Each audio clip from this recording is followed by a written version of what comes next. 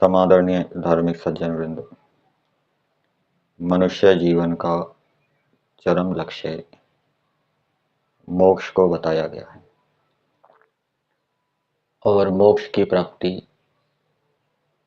तत्व ज्ञान से होती है।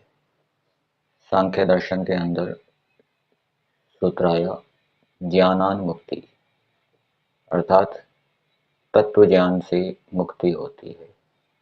100% तत्व ज्ञान से मुक्ति होती है। यदि 90%, 85%, 95% तत्व ज्ञान है तो मुक्ति नहीं होगी। और जब 100% तत्व ज्ञान होता है तो वो डिगता नहीं है, हमेशा बना रहता है। मनुष्य उसको हमेशा याद रखता है। और इसी बात को योग दर्शन के अंदर एक सूत्र के अंदर बताया, विवेक ख्याति रविप्लवा हानोपाय। ना डिगने वाली विवेक ख्याति या तत्व ज्ञान या विद्या मोक्ष का उपाय है, उससे मोक्ष होता है। तो किस विषय में तत्व ज्ञान? तो ईश्वर के विषय में तत्व ज्ञान, आत्मा के विषय में तत्व ज्ञान, प्रकृति और प्रकृति से बना हुआ ये जो संसार है उसके विषय में तत्व ज्ञान। इन तीनों के विषय में तत्व ज्ञान बताया गया है। और इन तीनों विषयों में तत्व ज्ञान जब 100% होता है और वो हमेशा उपस्थित रहता है तब मोक्ष होता है। तत्व ज्ञान को व्यक्ति भूल क्यों जाता है? क्योंकि अभी उसके अंदर अविद्या विद्यमान होती है। अविद्या के कारण वो तत्व ज्ञान को भूल जाता है।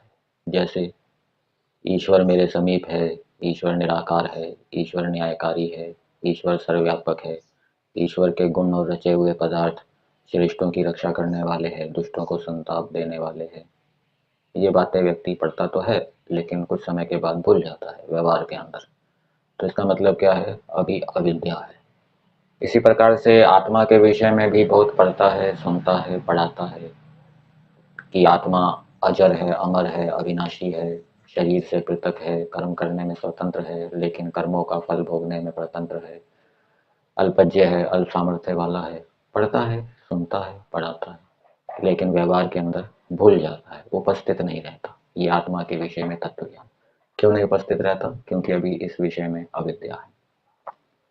इसी प्रकार से संसार के विषय में तत्व ज्ञान है कि एक दिन मरेंगे, पुनर्जन्म होगा, मृत्यु होगी। संसार का कोई भी पदार्थ, कोई भी व्यक्ति हमें तृप्त नहीं कर सकता, हमारी सभी कामनाओं को पूरा नहीं कर सकता। संसार से जो सुख मिलेगा उसमें दुख भी होगा। ये सुनता है, पढ़ाता है लेकिन याद नहीं रख पाता अविद्या के कारण।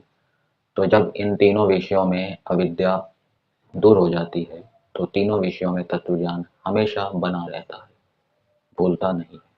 और यही मोक्ष का उपाय है, यही मोक्ष की योग्यता है। तो शीघ्रता से 100% तत्व ज्ञान कैसे हो जाए? शीघ्रता से हम मोक्ष कैसे प्राप्त करें? मोक्ष चाहते हैं? चाहते हैं। और ये भी चाहते होंगे शीघ्र हो जाए। तो शीघ्रता से मोक्ष कैसे हो? तो उसका उपाय महर्षि दयानंद जी ने सत्यार्थ प्रकाश के 9वें समोल्लास में प्रथम मंत्र के अंदर बताया। 9वें समोल्लास में जो कि मुक्ति के विषय से संबद्ध है, सबसे पहले महर्षि दयानंद जी ने यही उपाय बताया। वो मंत्र है, विद्यां च यस्तद्वेदो भयं सह अविद्यया मृत्युम तीर्थवा विद्यया मृतमश्नुते। शुद्ध ज्ञान, शुद्ध कर्म और शुद्ध उपासना। तो शीघ्र ही मोक्ष हो जाए, शीघ्र ही 100% तीनों विषयों में तत्व ज्ञान हो जाए, तो उसके लिए पहले तो इन तीनों विषयों में तत्व ज्ञान को निरंतर पढ़ते पढ़ाते रहना पड़ेगा, सुनना पड़ेगा, निरंतर चिंतन मनन करते रहना पड़ेगा, पहली बात। दूसरा, ईश्वर में विशेष प्रीति होनी चाहिए। सबसे अधिक प्रीति, सबसे अधिक प्रेम ईश्वर में होना चाहिए। यदि ईश्वर के तुल्य अथवा ईश्वर से अधिक हम अन्य किसी को नहीं मानते तो उससे भी हम शीघ्र ही दृढ़ तत्व ज्ञान को प्राप्त कर लेंगे, 100% तत्व ज्ञान को प्राप्त कर लेंगे। और यदि ईश्वर के तुल्य किसी अन्य को मानते हैं अथवा ईश्वर से अधिक किसी अन्य को मानते हैं, ईश्वर से हमारा प्रेम कम है सांसारिक व्यक्ति और वस्तुओं की अपेक्षा से, तो शीघ्र ही हमारा तत्व ज्ञान दृढ़ हो जाए, ऐसा नहीं होगा। जब माता पिता गुरु आचार्यों में प्रेम अधिक होता है और ईश्वर में प्रेम कम होता है, तो उनकी गलत आज्ञाओं को भी व्यक्ति, जो अधर्म से युक्त आज्ञाएं हैं, उनको भी व्यक्ति पालन कर देता है।